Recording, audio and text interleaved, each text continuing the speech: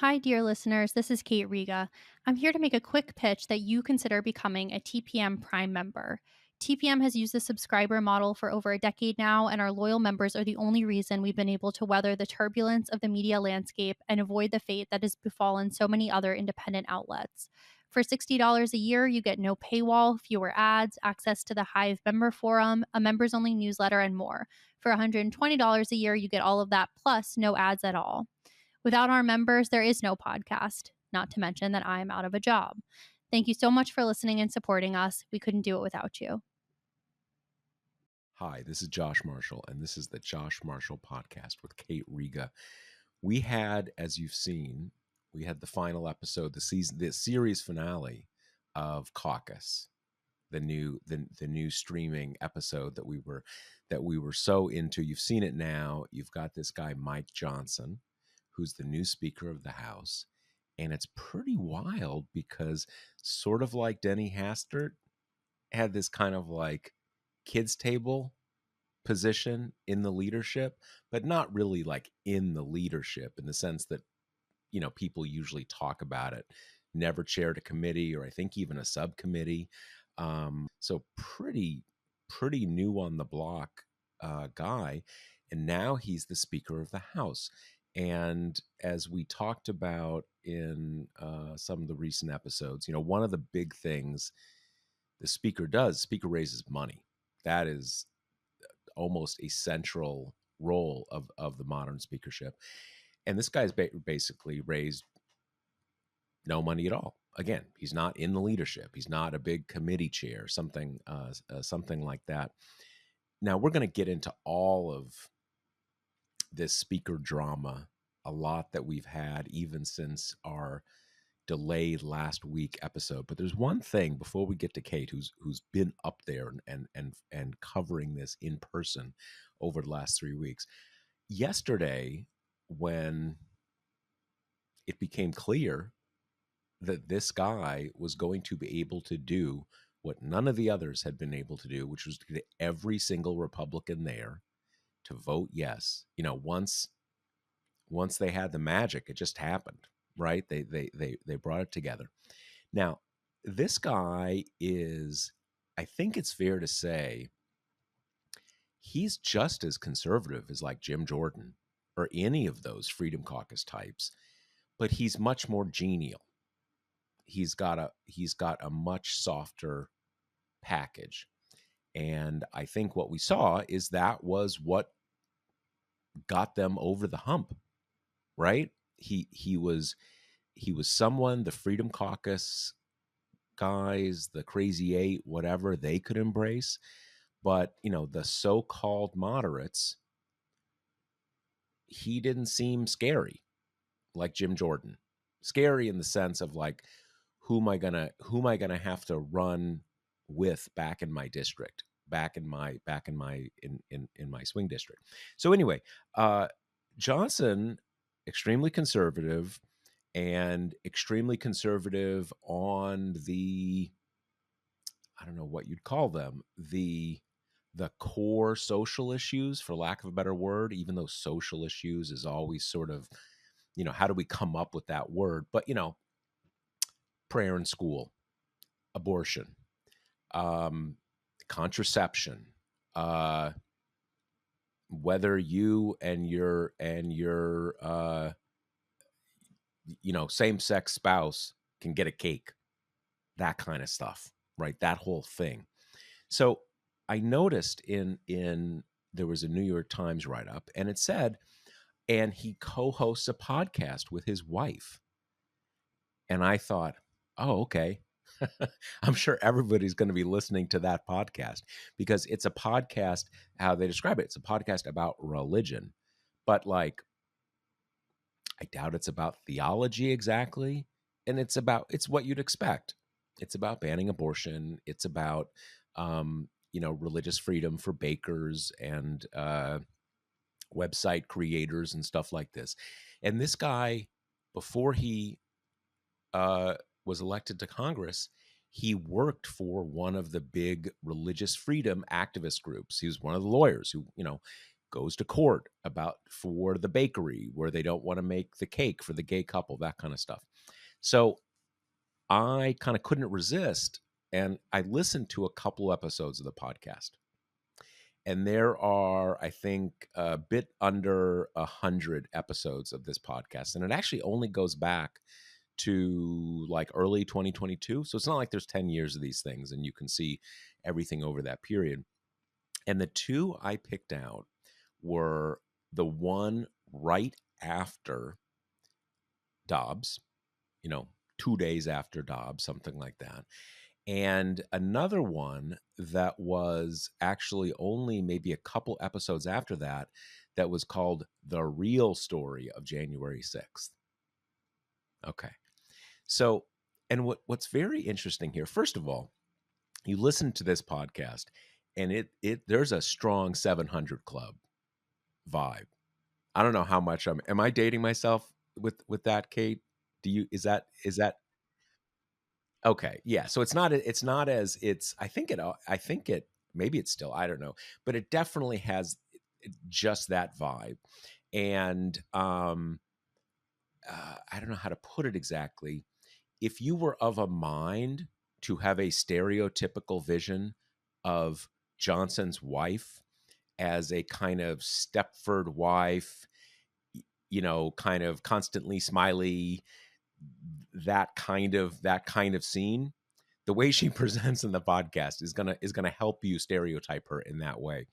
It is definitely Mike Johnson, yada yada yada yada, and yada and yada, and the wife. Yes, that is so true. Absolutely, it's that kind of thing. It has a very, it's that kind of thing. But what was very striking to me, I was, how can I put it exactly? He's very smooth. He's very smooth. I saw some people saying that, before he got into the speaker business, people were saying, this guy could be in media. He's got a great presentation, and he does. Very, very smooth. On the January 6th thing, on that episode, I didn't know if it was going to be, um, you know, me and Billy Bob when we took the flagpole and beat the one guy over the head with it. Not at all. Over and over, the violence that happened was terrible. Shamed our country. None of the stuff, but now they're being abused in the DC jails and all that. Nothing. None of that. That had nothing to do with us. We were doing, explains what, if you weren't familiar with the independent legislature theory, if you are not familiar with this, he explains it in a way that is just open and shut constitution. No one disagrees with this. Only the legislature can do it. They weren't trying to overthrow the election. There was just this important constitutional issue they were bringing up. No one was more surprised by them, all those violent people. The point is, in both of these, and on the abortion one, I was listening in thinking like, all right, he's going to say like, and now tomorrow we're passing a national abortion ban. Say goodbye to your abortions. We're coming for you. And no, didn't have that. It was plenty of stuff. If you are of a mind to find the whole thing really shocking and gross and offensive, whatever, there's one point we talks about, if you are under 50, think about your high school class. A third of your high school class was not there because they were aborted. Kind of like, okay, all right, I see where we're coming from here. I see what you're about. But there was no like, tomorrow we're banning it nationwide. It was like, we have to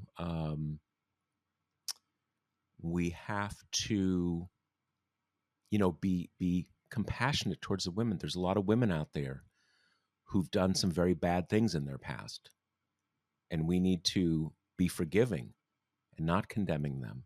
And there's men out there, they performed abortions. We need to open our arms to them in forgiveness. That's what both of these episodes were like. So what I have no doubt that there is a whole battalion of Democratic Oppo researchers out there listening to every episode of that podcast, and there's so much else out there, and there's all sorts of you've seen videos now, him like talking about that we live in a biblical republic.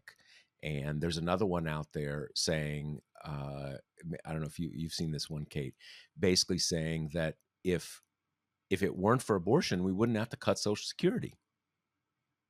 We have to cut Social Security because women, they're having a baby and they abort it, and we need more workers, and women are shirking abortion women are shirking their responsibility to have a lot of babies. So if you wouldn't do all this abortion stuff, we wouldn't have to cut your Social Security.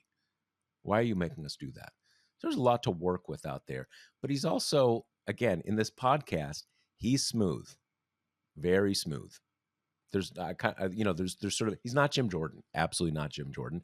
And I suspect that's what these, so-called moderates, that's what got them on board. He's smooth. As Kate said, I think in the last episode, Jim Jordan's brand is being an asshole. No one would deny that. His biggest fans embrace that. This is a different guy, but it's also true. He is on the most extreme right on Christianity defining public life. There's no other way to put it. So, let's get into the whole story. Kate, how did we end up with this final choice? It's funny because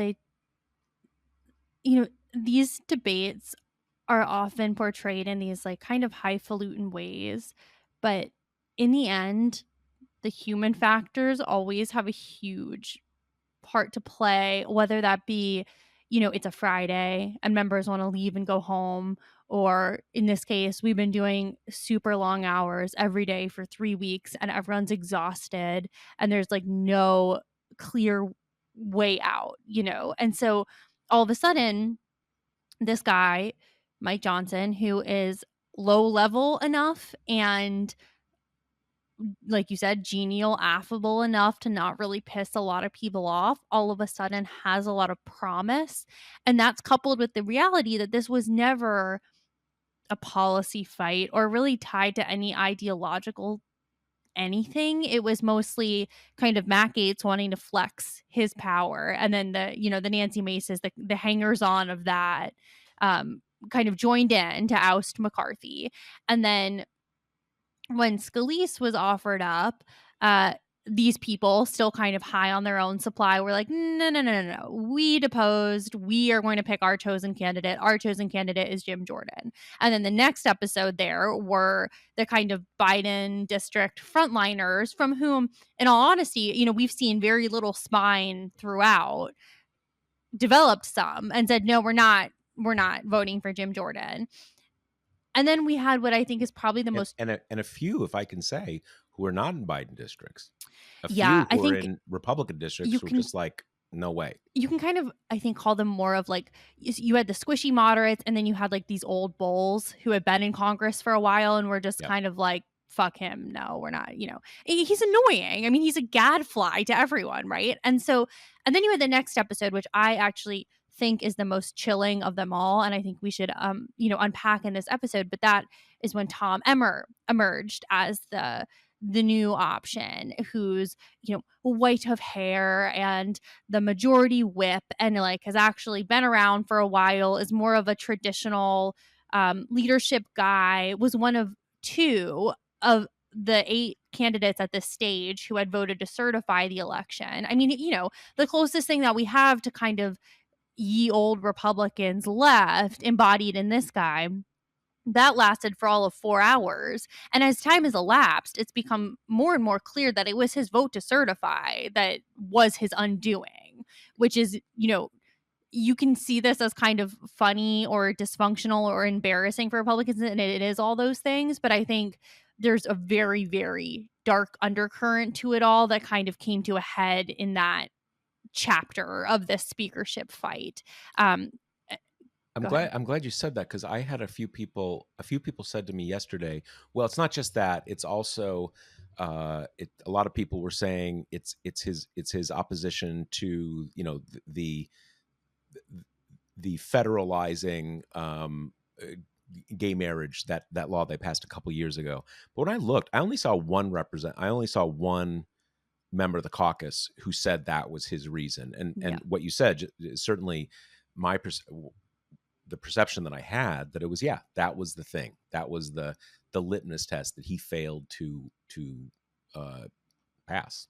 For sure. And then while he was kind of already at this point probably bleeding out, not really a viable candidate, then Trump takes that moment to just kind of twist the knife and do the whole, rhino treatment and put him to bed. And then we were in this just weird vacuum, the same one that we've been in, where the question is, okay, we are deep into the bullpen, right? Like the starting pitchers have been retired, and now you're casting about for some fifth string dude to get to 217 that no one's been able to do. And at that point, you've cycled through the big personalities, you've cycled through kind of all the obvious heir apparents in terms of the leadership hierarchy. So all you have left is someone who's white bread enough and who hasn't had any positions of power where you kind of need to piss people off as part of the job, who could climb the ladder. And so they just kind of ram through Johnson really quickly, managed to stave off the defections, and then all of a sudden new speaker, right? And I have to say, I mean, yesterday it was kind of crazy. Like Was the that Tuesday night where they did the late night? that was Wednesday night or Tuesday night, right? And then Wednesday was the floor vote. That's right. Right. Okay. Yeah. And so on Days are bleeding Wednesday, together. right? And so yesterday, oh my God, the exuberance from Republicans who had basically just managed to like write their name on the SAT, right? It's like the most basic entry level thing, but joyful. And when we They're were like kind marching out on the Capitol steps, yeah, I mean, doing like flexing every muscle. big press conferences, everyone taking selfies with him and wanting to shake his hand. Um, and so, in a way, I mean, I guess you understand from the perspective of like, you've got a group project to turn in and it's been hell, and one guy hasn't shown up, and another guy, handed in the wrong thing, and you finally get it all together and you submit it to the teacher, and it's still kind of a train wreck, but like, okay, you did it, right? You It's passed. done, right? Yeah. It's over. There's that sense, but it's just immediately it just bubbles up that like so many of these dynamics are exactly the same. You have from the angle of, for Democrats, when kind of Jim Jordan, it seemed like he was kind of gaining power, and it might be him, there was a palpable fury for sure because Democrats hate him and are so angry from the 2020 stuff, but also a sense of like shocked giddiness almost of like, are you guys really going to do something politically this stupid? Pin your whole party to one of its most well-known radioactive members who lets Democrats use the exact same campaign that they used in 2022, which like gave them this huge, big, unexpected midterm victory, which is he's an election denier and he's an anti-abortion absolutist. And then you've got Mike Johnson, who definitely doesn't have the same knee-jerk reaction from people as Jordan, just because people don't know him yet. But in some ways, that's kind of helpful too, because you've got this blank, undefined slate who Democrats unanimously are kind of going out into the world and being like, this guy spearheaded the legal effort to overturn the election. And also, he's an anti-abortion absolutist, and also he doesn't like gay marriage. So it's just kind of the perfect package of everything that's easy to communicate, that's visceral, that makes the Republican Party seem both on its authoritarian slide and with the social sensibilities of like the 1950s. It's like all that wrapped in a package. And since everyone is learning about this guy at the same time, it just lets that become the defining personality traits about him, because what are Republicans going to counter with? They can't be like, this is a workhorse with an incredible legislative record. It's like, I mean, he's been like a vice chair on one committee. I mean, he's got no profile to speak of. He's just kind of a backbencher from Louisiana. And like, so far, all that Republicans have really been able to counter with are shinier versions of he's nice. Like, people like him. He smiles a lot. He's easy to get along with, which, you know, kind of Like, okay, yeah. paved his way to leadership, but that's not exactly a very compelling political argument when put up against, he's like a psycho Christian who doesn't think Joe Biden won the election. Yeah, I mean, it's, just to kind of place ourselves here, Johnson entered Congress January 2017. Mm-hmm. So, a few days before Trump's presidency started. So that's pretty new. As we know, legislative leadership doesn't go by true seniority. Often you'll have someone, in the Senate, it happens even more often. Been here for a decade, 15 years and leader, but still, that's pretty new. It's, the one thing about Jordan is you also had this molestation scandal, Mm-hmm. which was just gonna dog him. And I certainly was feeling like, are they really gonna do this? This is gonna be so bad for them, and just like kind of amazed. And although that, as you make clear, Kate, that really was not what did him in. What did him in was the additional fact that people don't like him. They don't like him. And the fact that he was going to be a sort of an albatross for them in many districts around the country made people skittish.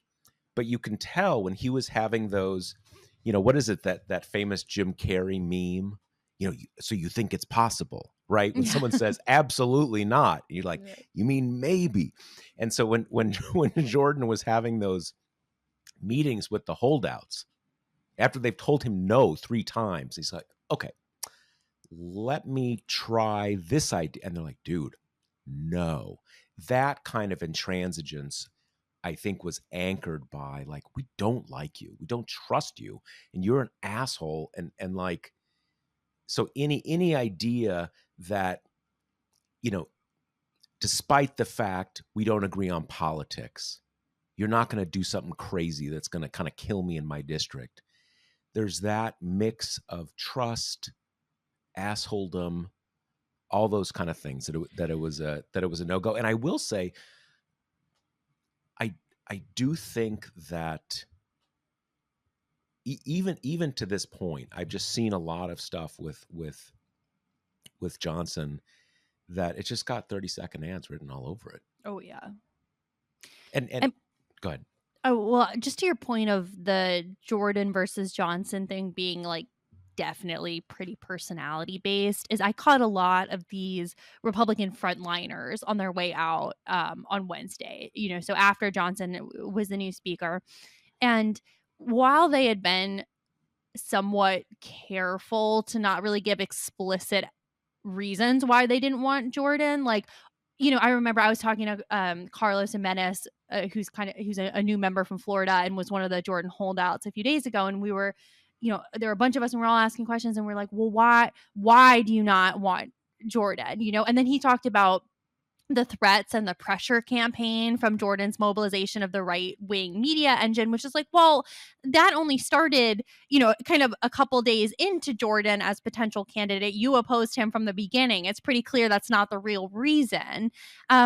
And then, so when I caught the hardliners yesterday, and, we were talking about, you're in a very vulnerable district. This is a guy who's the first two things people know about him are his his election denial and his anti-abortion thing. Are you worried about being tarred with that brush kind of thing? And they were like, well, he wasn't speaker then, or I'm my own person, or oh, that stupid annoying quote that New York congressional people love to say, agree with me 9 out of 12 times, support me, agree with me 12 out of 12 times, seek help, or whatever the old ed code quote is. But it just became really clear, like, there's no ideological explanation that would satisfy you in any way if your objection with Jordan was policy based. It's not like he's passed any laws either. He's a show pony and not a workhorse, and Mike Johnson just kind of like a backbencher. They have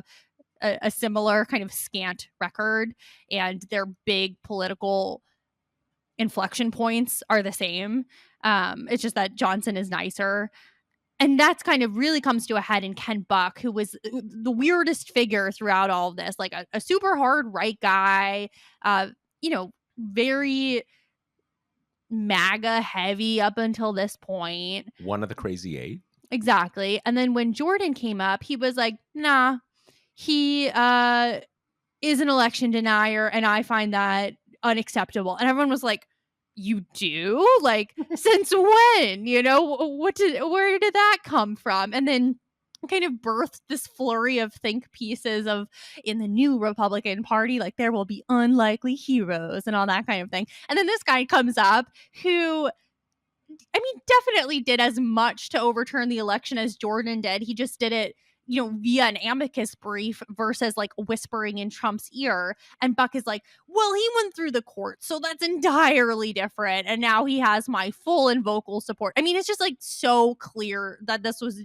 always a matter of personality, because as we kind of touched on last episode, there are no longer policy goals that unite this Republican Party. So, even if these two guys had kind of differentiated significantly on, how to deal with Social Security or the border or whatever, like, that is no longer a kind of defining force in the Republican Party. So, yeah, these past 3 weeks have all just been a game of personality, a game of popularity, a game of like ambition, of power vacuums, of the dudes who are not going to let that window pass without like making a bid for attention, whether that be Gates with motion to vacate, or the 8 gajillion guys who've never heard of before who are like, now I shall run for speaker. It's just that's all that this was. It was so deeply unserious.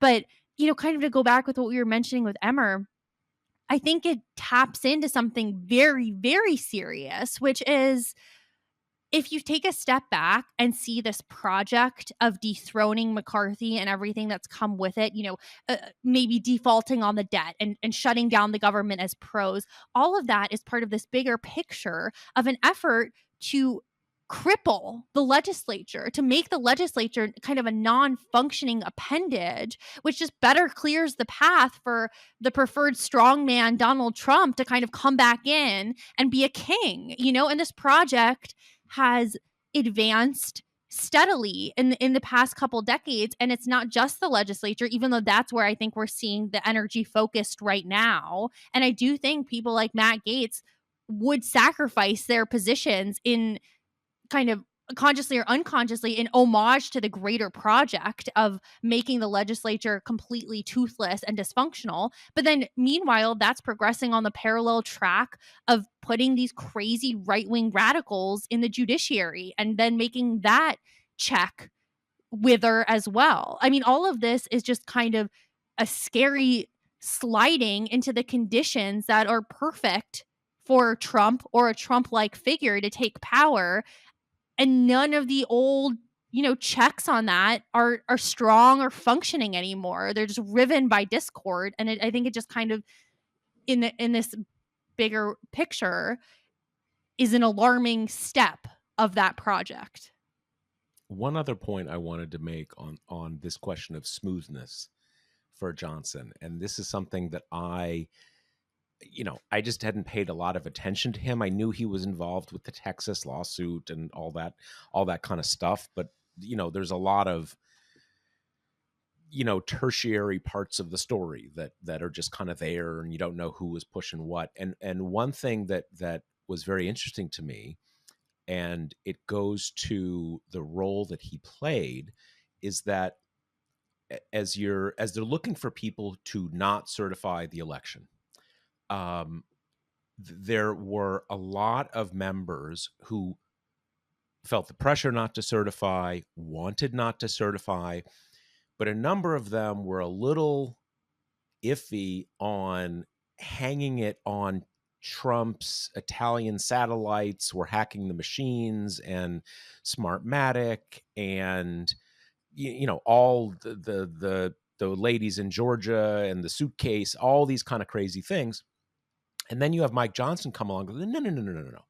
You don't have to do any kind of that weird Twitter meme stuff. I've got this fancy legal thing. It's a constitutional thing, and it says this is totally legit. And a lot of them are like, oh, okay. You have a fancy constitutional thing, and you're a lawyer. So that works for me. I can sign on to that. So that people like that are very helpful, right? That you get the sort of the stragglers, the people who are kind of like, yeah, I want to do it, but Italian government hacked the machine in Georgia, and like, come on, man, like that's weird. And then you've got some fancy person come along, let's do it. Totally. I mean, it's like Federalist Society versus the Kraken. They have the same Totally. end goal. It's just one of them is much better at draping itself in the trappings of we went to Harvard and we discussed these things over cocktails and fancy conference rooms and like not sweating out our hair dye in front of Four Seasons landscaping. But that doesn't mean that the ultimate goal of the movements isn't the same thing. And often you need both types. Right? You need some Kraken types to bring over the MAGA heads who are, driving around their van in South Florida with all the Trump bumper stickers and sending bombs to people. And then you need a Mike Johnson type who's going to bring along the normies who kind of like need permission from a fancy person who uses big words to get them over the edge. So, and now, okay, congrats, Speaker Johnson. You're in place. You get the big, fun gavel. Honestly, biggest congrats of all to Patrick McHenry, who I think emerged as probably like the most likable Republican from all of this because I mean, the way he did the gavel was funny. He's quite small, and that was kind of visually funny. But then you also just had his enduring thing about. There were so many points during this where everyone was like, "It's got to be McHenry," and he was like, "No, I'm not doing it. You can't make me," which is like probably the most sympathetic position throughout. Well, not jumping for power is so off-brand, right? For this Republican Party that it's almost like he's an honorary non-Republican. Yeah, he's almost like a never Trump because not wanting the power. He got a bipartisan ovation on the floor yesterday, and that was just because I think it's so unusual to see someone not like grasping and sweatily clutching for the next rung of the ladder. But now, okay, so we've got the speaker.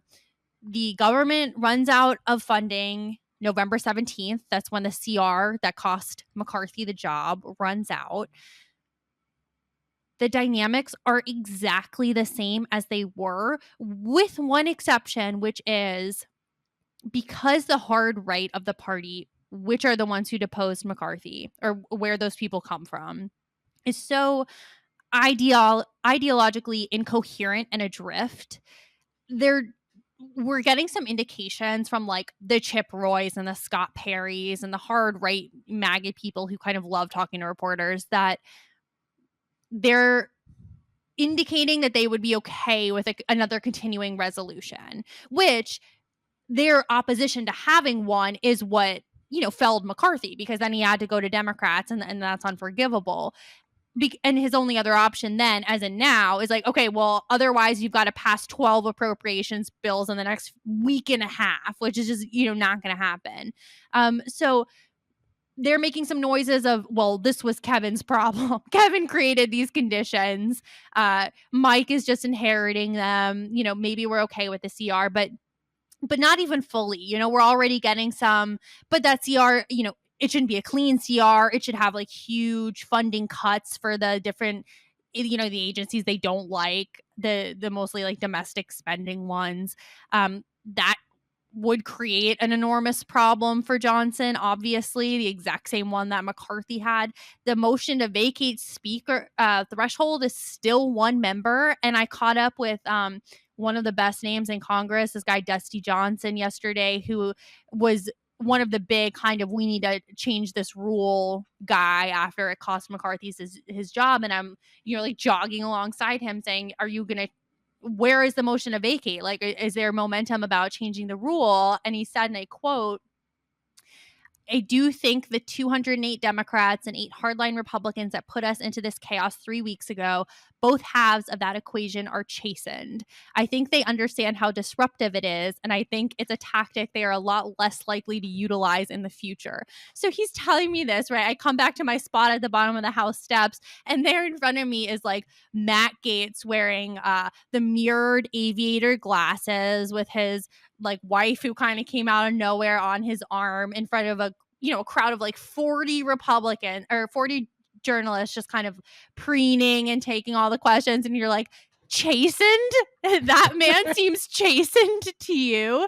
Also, we're staking Johnson's longevity on Matt Gaetz's self-restraint. That doesn't exactly seem an equation for having him in this job for a long time. So I mean, all the same stuff still exists, and perhaps the first time we'll see this come to a head is going to be the debate between the foreign aides. Yeah. Democrats really, really, deal breaker, want Ukraine aid. Still, probably majority of Republicans do, even though that's fast fading in the House. At least Senate Republicans are still very much for it. And now you've got Israel aid, which is largely, kind of overwhelmingly popular. Universal, yeah. Something that everyone's, the horror of it and the atrocities are still fresh enough that everyone's saying like, well, obviously we should give them money. So the big, potentially the first test for Johnson, even before you reach November 17th, is going to be, are Ukraine and Israeli aid tied together, which is what a lot of Democrats obviously want, so Ukraine doesn't get the shaft? Or is he going to kind of bow to the far right of his party, which is where the kind of being done with Ukraine originates from, and separate those, in effect dooming Ukraine aid? I mean, these are the problems that plagued not just McCarthy, but the same kind of problems that plagued Ryan and Boehner as well. I mean, when you're enthralled to the hard right element of your party, especially with these margins and especially with some stuff that you've got to pass, it makes the job impossible. Another thing that I just learned overnight is that Johnson himself is very opposed to Ukraine aid and has been all along. So this isn't something that like, he's on the right of the Republican caucus. So he's sort of atmospheric. I mean, someone like Kevin McCarthy, you kind of knew in his heart of hearts, he's like, yeah, do it, whatever. We're gonna bleed the Russians. Yeah, great. But like all the other Republicans, he had to say, well, I heard there's some corruption and, we got to take all that kind of stuff. But this guy's on board. So it's not even a matter of like bowing to the far right. He is the far right, right? So there's that. I would imagine, I will say this. I totally agree with you. Any idea that Matt Gaetz is chastened is crazy. However, I do imagine that the next time any member of that caucus, breaks that glass,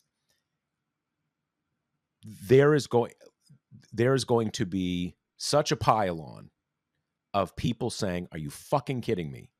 Are you fucking kidding me? You actually want to do that again? So I don't think anybody's chastened, but I do think there's going to be a level of potentially a level of much more ferocious playback. But the thing that Johnson is going to do if he's smart, because if you look at all the, the insider sheets and newsletters and everything, the headline in all of these, I think correctly, is you've got your MAGA speaker.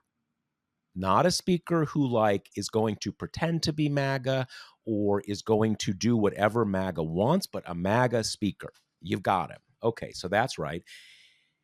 And you have to imagine he goes to the Chip Roys and all these people and says, look, one of us is speaker. You've got to give me some flexibility on this November 17th thing. Because if the first thing out of the gate, we're having a shutdown and whatever, you're going to blow it. And so you gotta work with me here. Whether he's going to do that, I don't know. Whether they are going to be smart enough, but I mean, at some level, who am I kidding? MAGA is not about restraint. It's not about giving flexibility. It's a matter of we've got the football. Not only are we going to run it down run it into the end zone, we're going to say, fuck you and leave the stadium. It's our football now. Bye. Right. So I don't know. And well, tell me this. So, okay, this is something I've been trying to get my head around. The Senate was way ahead on all the appropriation stuff, doing all their stuff. And then Ron Johnson came in and started, they're kind of on the 5-yard line, and he started making problems. So I guess in theory, they're now behind the House because he was but they've done most of the legwork. But now Johnson, yesterday, he was saying, all right, next Monday, we're doing this bill. Tuesday, we're doing. So he seems to have this idea. We're actually going to pass all these bills by November 17th. So we're going to come and be able to say, hey, we're good. We don't need more time. Is that plausible? What are you hearing about that? Yeah, I mean, I admit that I have spent all my time on the House and not the Senate, but it is my understanding that things are largely back on track in the Senate. I mean, Johnson's opposition was so stupid that it's one of those positions that's kind of hard to maintain for a long time because it's just clear he was just trying to kind of be a problem child. And so if those bills do start coming from the Senate, I think I mean, I still think the House is it has to do a CR. There's just not enough time. They'll have to do their own bills in the reconciliation process. Also, this House is not capable of passing any kind of appropriations bills that the Senate will accept. So I think there's almost no question that it's going to be a CR, at least for now. But we talked about this before. Pretty soon, we're inching closer and closer to the time when the teeth from the debt ceiling legislation kicks in. I mean, it's not till the end of April of next year that the draconian kind of cross-the-board cuts come in. But there is only so long that they can do CRs. And as we saw with McCarthy, these House Republicans, the MAGA right, make CRs almost impossible. So maybe they're going to give Johnson a pass for a little bit with a clean CR. Maybe they won't force a shutdown right away. But you're going to have a Senate who's passing real bills. And at some point, the House is going to have to kind of take those up and reckon with them and pass their own version and try to reconcile the two. And that's, I think, where the rubber hits the road, because even if you get a pass from these guys on the CRs for a limited amount of time, that goodwill is not going to extend forever. And the new CR is only going to be till January 10th or something like that. It's not at the best. Yeah, right. Exactly. It's going to be another 30-day. So remind me of this. Okay, so the when you talk about the end of April, we're talking about the deal that Kevin McCarthy and Joe Biden struck last spring, and that was that if these budgetary things are not resolved within this agreed upon framework by this time, there are these across the board cuts, a fair amount of cuts for things that Democrats really don't want to see cut, but fairly big cuts on the defense side. And the thinking there was always that there's no way the Republican senators are going to let this happen, and that's our backstop. Am I basically that's right. characterizing that right? Yeah. So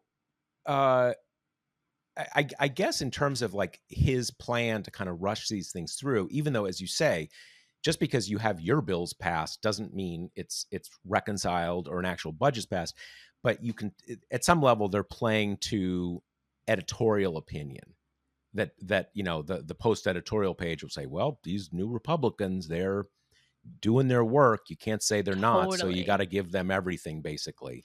That Right. he's playing to that. That's a really good point. They're just right now they're playing on such a different field where the I mean, I'm so mixing metaphors, but where the bar's so low because the last time they tried to pass a CR, it fell to speaker, right? Like it was a huge disaster. So if this time he's able to pass a CR, which under any other context would not be cause for celebration, right? I mean, that's basically Congress like being unable to do its actual job of passing distinct bills and instead just slapping a band-aid on it and deciding to deal with it later. But right now, especially when all of the narrative has been dysfunction, chaos, embarrassment. I mean, it's a theme we talk about on the show a lot, which is coverage needs to be kinetic to get people to click and read and pour attention and dollars into your news outlet. And so what's the next pendulum swing? It's unity. It's a new face on the Republican Party. It's Trumpified, but wow, can it govern? Which is just all any degree of that we get is just bullshit. I mean, essentially, it would just be that Johnson is in a honeymoon phase right now and these guys whose sole driving purpose in their careers is to break the government and render it totally ineffective are giving him a pass for a limited amount of time until inevitably one of them decides, you know what? Reporters haven't really been talking to me lately. I haven't done many TV hits lately. It's time to be a main character again. And then there are these like really easy routes to take to become a main character again, especially now that, Gates has kind of added the motion of vacant to people's playbook. It's not unprecedented anymore. And I agree with you. I think that it would bring down like the fury of the gods on them. But once again, I kind of redirect our eyes to Matt Gaetz, who is Doesn't care. hated by most House Republicans. Like, I think if they could kill him with impunity, they would. And how did he emerge? I mean, he's a kingmaker in the party now, right? He's like one of the most important legislators, and he's, legislators, quote unquote, and he's been there for like 2 minutes, and all he's really done is like bomb throw. Yeah. I mean, we should remind ourselves how the, in terms of like playing to editorial opinion for our listeners, if you remember, when we're going into the shutdown, when we're going into that cliff, going back now a couple months ago, the House was a mess. They wanted to shut down, but they couldn't even do their homework for a shutdown. They couldn't say, okay, here's what we want to do. You want to do something different, mano a mano between you and me, and we're going to have a shutdown. They couldn't even decide what they wanted to do. And so the House was like paralyzed. And then finally, the House passed, and people didn't think they could do it, but the House passed, not the appropriations bills, just a framework that basically said, we're going to cut a bunch of things. Signed Kevin McCarthy. And they passed that. That was about what they did. And when that happened, it was like the clouds parted. And all of the sort of the editorial opinion was like, wow, Joe Biden figured these guys couldn't govern, couldn't get it together. Now Joe Biden needs to come to the table. It's a new day. It was just a huge, I hesitate to say a huge coup for these guys since they do real coups. But still, it was like a huge victory for them just to do kind of nothing, right? So if they do pass the, remaining 4 appropriations bills, I can't remember how many they've already passed. If they're able to do that, they will get just a huge, validation that now everybody's got to kind of come to them because they're doing whatever. So that's a big deal. Those things matter, even if it doesn't get you a budget, doesn't kind of get you back to, actual budgeting, that they'll get a lot of credit for that. Totally. And I think, a lot of these beltway outlets that tend to the right, that kind of tend to give the most generous read at all times to Republicans, have been forced into this uncomfortable posture the last few weeks of having to kind of reckon with the brokenness of the Republican Party and its inability to dot the I's and cross the T's on what is a really basic part of their job. Like, electing a speaker is usually rote, and they couldn't do it for 3 weeks, and they were complaining in public and talking about how Democrats would never be in this position, and that's uncomfortable. And so now there's going to be so much incentive for these people to get to kind of snap back and say, like, well, Magic Mike Johnson is on the scene and he is putting things to rights, and turns out that McCarthy was just a doofus, and a real man can do this job. So I mean, I think that backlash is almost inevitable. I think there's going to be a kind of frenzied search for divisions within the Democratic caucus to kind of set the narrative back on familiar and comfortable terrain. But the reality is, everything that felled McCarthy still exists. And unless Johnson possesses some kind of hidden leadership genius that he was just wrongly kind of goodwill hunted, into the lower echelons of the party, and this is this big moment. I mean, at some point those things are going to become impossible for him to navigate. And right now the question is really just, how long is the honeymoon period that the hard right element is going to give him? I think, and the other point, we're focused here on, can the House Republican caucus govern itself, as let alone govern, right? We're talking about just governing themselves. But the thing that we also need to keep attention on for 2024 is, and you alluded to this earlier, Kate, the 2022 election really came down to a lot of people, beyond people who were just totally nailed down, locked down as Democrats or Republicans, thinking these guys kind of scare me. We're talking about, like, rejecting elections, taking away rights, and kind of like that. I don't want to do that. And that really, it's hard to say, did they win the election because they took the House, but certainly it was very disappointing. And this Johnson guy is someone who definitely plays to that image, right? You're going to have lots of stuff about, biblical republic, and women need to have more babies, and if we let them have abortion, they're not going to have enough babies. And like, part of me, probably because I'm not a woman, is not as shell-shocked by that as women are. But it's not that I'm not shell-shocked, it's that I just hear it so often. I know that's what these people think, so I'm not that shocked. But not everybody knows that there are people in Congress who think things like this. These things are very electric and shocking, and the kind of statements that paint a bigger picture of, wow, you're weird. Like, not just I'm offended by that, but like, I didn't even know there, like, that you're thinking that. And, or someone with so much power is saying that. And those kind of things are the sorts of statements that get people who are only kind of very loosely connected to politics thinking, like, you know what, I'm voting, because that is such bullshit. I cannot abide that. And that's sort of what happened in 2022. And it could be part of the story of what happens in 2024. I mean, Kevin McCarthy was never a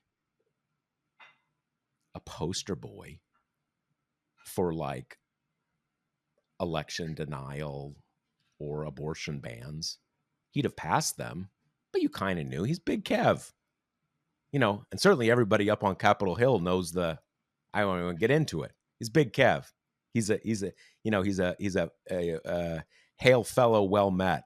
Everybody likes him, right? He's not talking about, like, stuff about abortion. He wants to party. He wants to raise money. And so this guy he just fits the story much better. And we'll kind of see how that plays out. Right, which I think is such a instructive, example, because McCarthy's biggest appeal was that he was nice and that people thought he was affable. Yeah. Same thing as Johnson, sans McCarthy's fundraising abilities. So, and it shows you that affability can only get you so far when these are the dynamics of trying to govern this party. And I also caught up yesterday with Suzanne Delbene, who's the current chair of the DCCC, the Democratic organ that's in charge of winning back the House majority. And, I was chatting with her about how the speakership election, she thinks, will affect the race, and specifically the races of these very vulnerable House Republicans, mostly from New York. And, it's just so obvious what the message is going to be. She was saying there are no moderate Republicans anymore. These people fashion themselves as moderates, and then they vote for a guy who is an election denier, an anti-abortion crusader who opposes gay marriage, who was part of the Lawrence v. Texas case on the wrong side. And that's what, 48 hours into all of us becoming aware of who this guy is. It's Jim Jordan with a jacket on. Yeah. And I would say there's another thing about affability. There are different kinds of affability.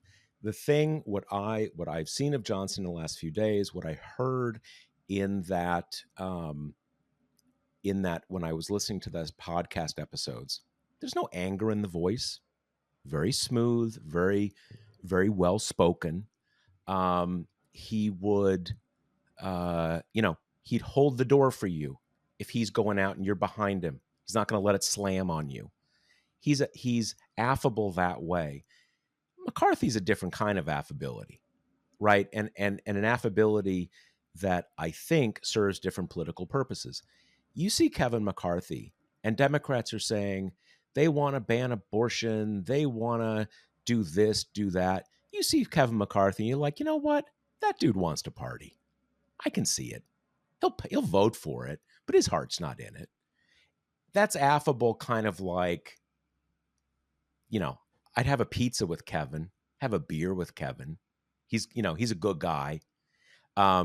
Good guy, right? In kind of guy talk. But with this Johnson guy, that's a different kind of affability. It's not being a Jim Jordan asshole, but is when I was listening to the podcast episode with Mike and Kelly, I think his wife's name's Kelly, when they played an interview that Johnson did with like the BBC or something. So they're riffing off those questions, and they're getting asked, what about a woman who was raped, or about a woman who can't afford to have a baby? And he's like, well, we've got 2,700. They have these word kind of like, crisis pregnancy support hospital love zones, all these kind of things where, we've got a God, what's the show with the red hats? God, Handmaid's Tale? Yeah. we got a Handmaid's Tale place you can chill for a few months. Just it's very calm, but it's also very ominous. And I do think that is the challenge that they face right now. That, again, you look at Kevin, he wants to raise money and he wants to party. And that reassures a lot of people. He leads the party of crazies, but he's not crazy himself. This Mike Johnson guy seems like a different thing. Right. So we want to wrap up with like one other kind of recent news development that might have gotten a little lost amid the chaos of these past few weeks. But that is the other way that Republicans might maintain their House majority, which is not through elections or democracy at all, but through manipulating the maps to make it impossible for them ever to lose, no matter what the voters say. And we're seeing that really encapsulated in North Carolina right now, enabled by a newly super conservative state Supreme Court, which is unlikely to toss out a map like its previous iteration did. And based on the maps that they produced yesterday, with the asterisk that this will almost certainly, have legal challenges. And we did have that surprise decision from the Supreme Court last summer, knocking down the Alabama maps. But what's been produced would result in 3 to 4 almost certain Republican flips, which, when we're talking about a margin of 4 or 5 seats now, I mean, that's a huge boon. And Democrats tend not to have these kind of honeypots that they can keep going back to and eking more seats out of those. So that's going to be one to really keep a close eye on, especially while we're having all this wrangling happen, especially in southern states that are, I think, at some point going to have to draw an additional seat, like in Louisiana and Georgia, maybe Tennessee, but they're fighting tooth and nail to not have to do it. And that's the reason, right? Because a lot of the 2024 elections is going to play out before anybody casts a vote. So, good states to keep an eye on as we get closer. Got it. So with Johnson, we talked about, kind of the November 17th glide path. But what's like the rest of this today and tomorrow and the beginning? Is a Ukraine-Israel vote? Because I think Biden has basically sent his proposed bill up there. Is that something? Is that going to happen in the next 4 or 5 days? Do we have visibility into that?